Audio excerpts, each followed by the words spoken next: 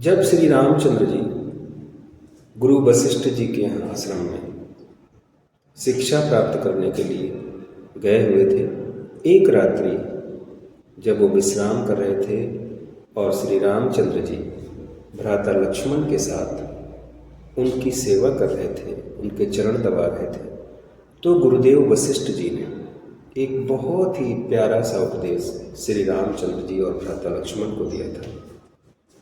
उन्होंने कहा, मानो इस मृत्यु लोक में अपने अपने कर्मानुसार जन्म लेता है, आता है और अपने भाग्य के अनुसार सुख और दुख का भोग करके परलोक को चला जाता है। यही विधि का विधान है।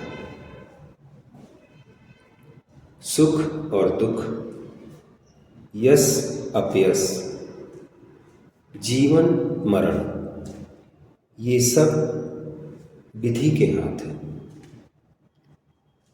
तब श्री रामचंद्र जी ने बड़ी ही विनम्रता पूर्वक अपने गुरुदेव वशिष्ठ जी से पूछा कि हे गुरुदेव, अगर सब विधि के हाथ ही है तो फिर मनुष्य के हाथ में क्या है? तब गुरुदेव जी ने बड़ी ही विनम्रता से श्री रामचंद्र जी को बताया कि ये कर्म ही है जो सिर्फ और सिर्फ इंसान के हाथ में है। यही कर्म है जिससे इंसान अपना भाग्य बनाता है।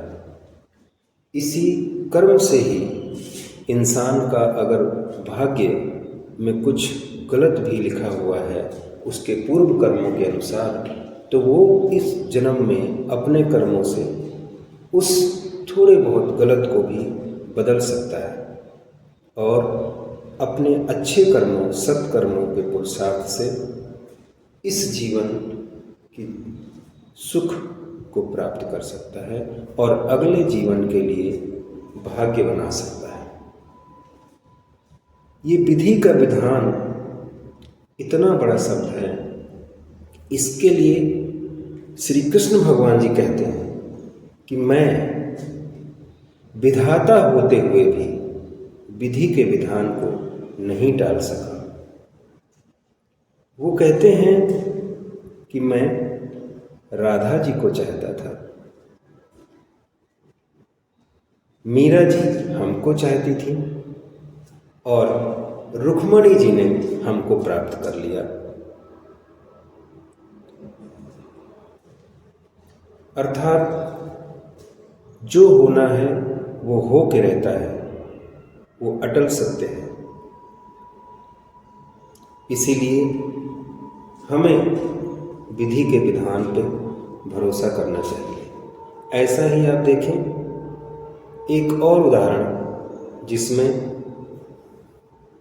हम हमेशा ये जानते हुए भी कि माता रुक्मणी श्री कृष्ण भगवान जी की धर्मपत्नी थी, लेकिन हर इंसान, हर जनमानस आज जब भी श्री कृष्ण भगवान जी का नाम लेता है तो पहले राधे कृष्ण राधे कृष्ण राधे कृष्ण बोलता है।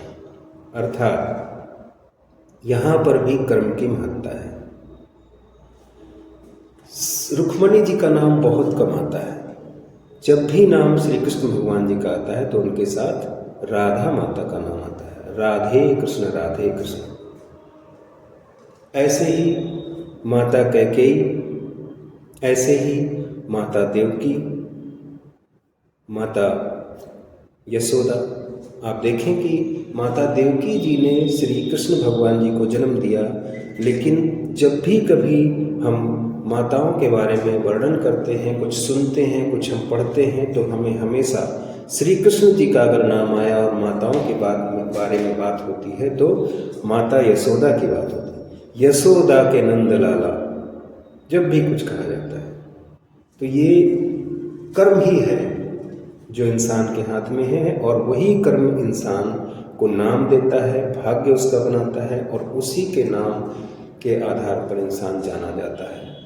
ये रुपया, धन, दौलत, ऐश्वर्य जो इंसान जिस पे गर्व करता है, बहुत आए बहुत गए, पता नहीं अभी कितने करोड़ों लोग हैं दुनिया में जिनके पास बहुत धन दौलत है, लेकिन उनको कोई नहीं जानता। लेकिन जो कर्म कर रहे हैं, जो परस्वार्थ कर रहे हैं, पुरुषार्थ करते हैं, लोगों का सत्कर्म करते हैं, उनको इंसान हमेशा याद करता है, प्रकृति याद करती है। जैसे हम आज राधा कृष्ण जी को, माता यशोदा जी को, माता कैकेयी जी को याद करते हैं, उसी तरह से अगर आप भी पुरुषार्थ करेंगे, सत्कर्म करेंगे, ना कि धन दौलत जोड़ेंगे, तो आपको भी दुनिया याद करेगी।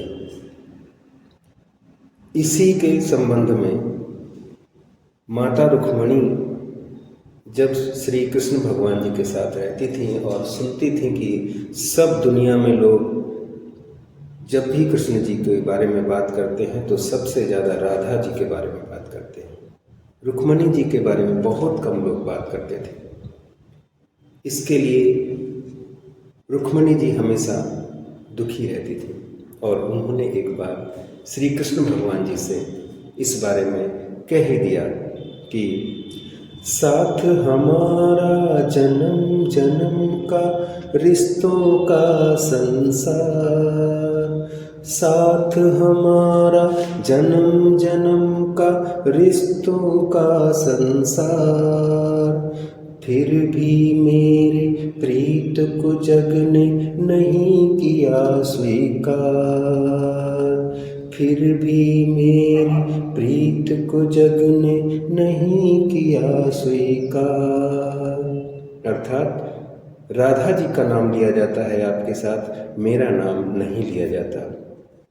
और इसी से प्रेरित होकर एक और छोटा सा वक्तव्य है जो रुक्मणी जी श्री कृष्ण भगवान जी से कहती हैं, तू मेरे नाम हो जाए, मैं तेरे नाम हो जाऊं, तू मेरे नाम हो जाए, मैं तेरे नाम हो जाऊं, तू मेरा दाम हो जाए, मैं तेरा दाम हो जाऊं। न मीरा सा न राधा सा बिरह मंजूर है हमको, न मीरा सा न राधा सा बिरह मंजूर है हमको,